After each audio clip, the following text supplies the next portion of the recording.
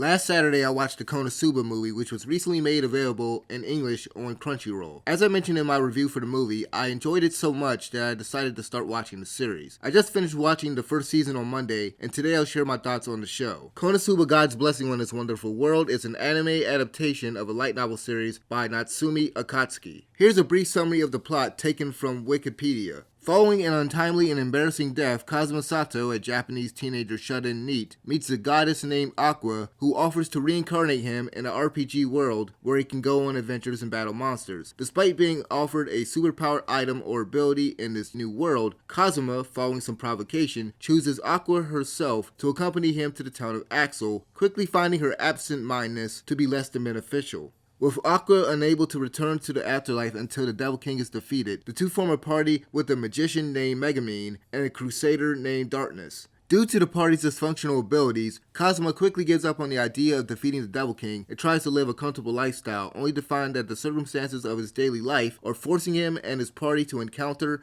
and battle the Devil King's generals. KonoSuba is a comedy isekai series that blatantly pokes fun at many of the genre's tropes and cliches. From the very start, the author subverts the standard isekai formula many fans of the genre are familiar with in little ways that makes the show unique. One example of this can be seen in how Akatsuki handles the protagonist's transition to another world. In most isekai series, the protagonist is reincarnated in another world after being killed unexpectedly, usually by getting hit by a truck or something. Kazuma Sato's death is a joke poking fun at that simple, overused genre trope. Akatsuki doesn't use reincarnation as a simple plot device like many isekai authors tend to do. Reincarnation is baked into KonoSuba as a natural part of entering the afterlife, so Kazuma isn't randomly brought to another world without reason. There are rules and a whole process to how reincarnation works. Akatsuki put much more effort into this aspect of the series than many of his contemporaries tend to do, which I really appreciate. I also like how he avoids the power and harem fantasy tropes that are commonplace with shows of this genre. Kazuma is far from overpowered, and the girls in his party don't fall for him or look upon him admirably. In fact, he's the weakest person in his party, and he doesn't gain the best reputation with the people in town due to his behavior and actions. Kazuma is an incredibly flawed character. He's abrasive, selfish, perverted, and very dishonorable. He's the antithesis of the generic self-insert power fantasy protagonist. Akatsuki doesn't follow the simple setup some shows use, where the main character is the most dependable during dire situations. Throughout the show, he has to rely on the abilities of Aqua, Darkness, and Megumin when they go out on quests or encounter a powerful enemy. However, much like Kazuma, these characters also have their own shortcomings, which the author uses frequently during comedic scenes. These flaws come from their individual stats and odd personalities. KonoSuba's power system works similar to old school RPGs, where points can be allocated toward learning skills, and adventurers level up as they gain experience. The skills a person can learn are dependent on their stats and chosen class. A fantasy world that functions similar to a video game is nothing new to the genre, but this one imitates RPGs to a far greater degree than most series out there.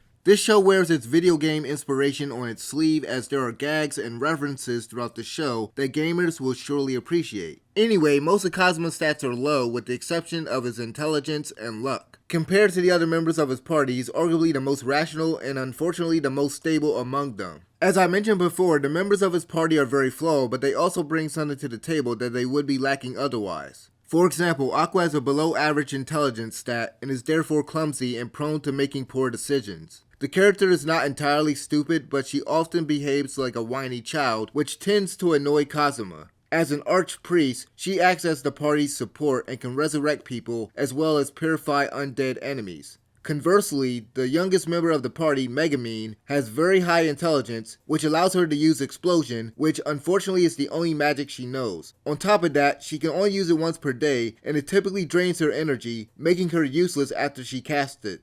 Megumin has an obsession with explosion magic and refuses to learn any other magic. She's gullible and immature, so despite having a high intelligence stat, I'm reluctant to call her the smartest person in the party. As an arch-wizard that specializes in explosion magic, she is essentially the party's heavy hitter. The last member of Kazuma's party, Darkness, takes on more of a supporting role in the party. Darkness is a crusader with exceptional strength, stamina, and durability, but unfortunately has horrible accuracy, which results in her usually missing all of her attacks. She's a total masochist that won't hesitate to put herself in the middle of danger, all for the sake of pleasure. Her lust for pain and pleasure is balanced out by her kindness and unwavering sense of duty and loyalty to her friends. I had a blast watching Kazuma's dysfunctional party interact with each other and take on various quests. There are a lot of hilarious moments throughout the season, and the humor worked thanks to the writing, voice acting, and animation. Watching KonoSuba in English felt like watching a high-quality abridged series. I haven't watched this show in Japanese, nor have I read the manga, so I'm not sure how much was changed during the translation and recording process. With that said, a lot of the funny dialogue works partly due to the way that the voice actors delivered their lines. Although there were a few moments where the line delivery was flat, the main voice cast usually manages to capture the emotion and personality of the characters. The animation done by Studio Dean is honestly not the best and can look off at times. However, the way that they draw the characters and the way that they're animated really helps the humor work. The way expressions are drawn on characters' faces or the weird way a character's body is drawn or animated really fits well with the lighthearted comedic tone of the show. There are moments in the show such as Aqua's constant blubbering or Darkness's perverted delusions that could get annoying or stale, but it doesn't. Some of the funniest moments in the show, in my opinion, come from Kazuma's reasonable frustration and reactions to his insane party members.